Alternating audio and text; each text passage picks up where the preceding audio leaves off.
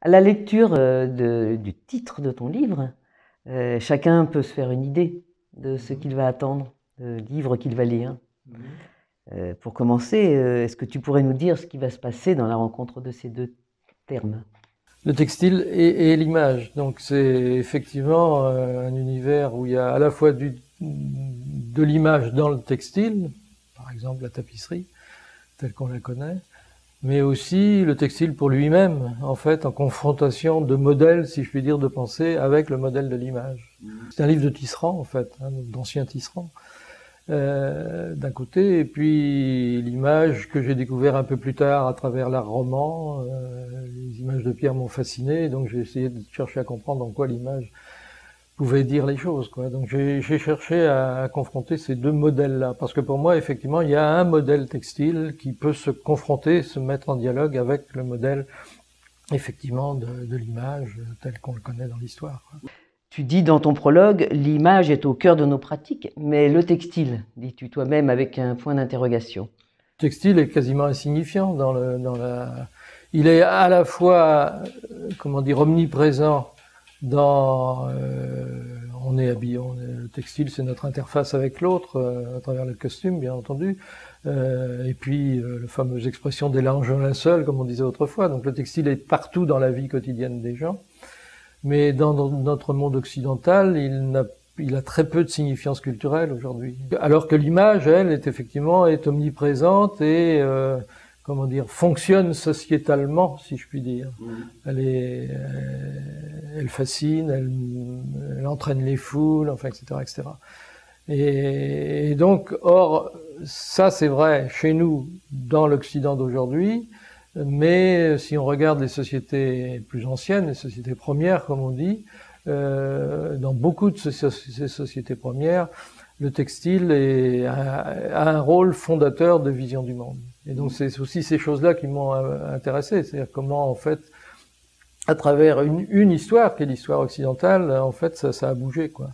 L'histoire occidentale est une histoire particulière, mais c'est une histoire aussi universelle, puisque c'est l'Occident qui a imposé son modèle à tout le reste de la planète aujourd'hui. Et donc ça s'est fait, mais ça s'est fait d'une certaine manière. Ça m'a beaucoup... Effectivement, j'ai cherché à comprendre des sociétés premières, et ensuite en posant des jalons, parce qu'évidemment on pouvait pas non plus tout traiter, mais qu'est-ce qui s'était passé à travers l'image et le textile et le rapport entre les deux tout au long de cette histoire.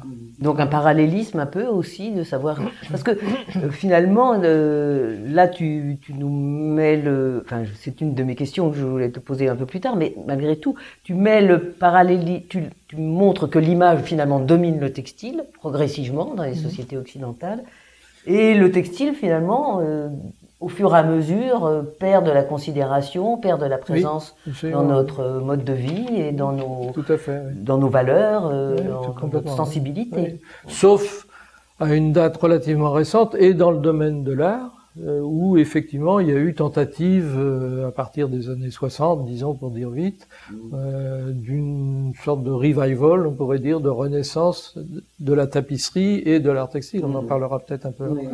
J'ai beaucoup lu aussi et j'ai été beaucoup intéressé par la pensée de Tim Ingold, qui est un anthropologue écossais, qui a compris ce que c'était que le textile en termes de modèle. Hein. Il a dans un de ses livres, il fait tout un grand chapitre sur ce qu'il appelle la textilité de la fabrication, c'est-à-dire comment on peut faire en ayant une approche textile, c'est-à-dire, et il oppose ça à ce que, avec un gros mot, on appelle le modèle ilémorphique.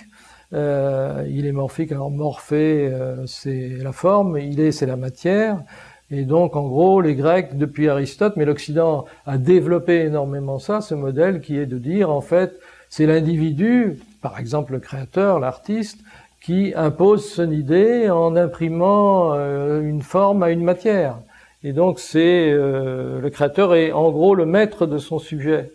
Et il décide tout seul, alors que le vannier qui tisse un panier, par exemple, lui, il va dialoguer avec les fibres, il va dialoguer avec le réel, il va s'insérer dans un champ de force, en quelque sorte. Et ça, c'est une manière de faire très différente. Et l'Occident a privilégié ce modèle ilémorphique au détriment, effectivement, d'un modèle beaucoup plus horizontal, beaucoup plus ouvert.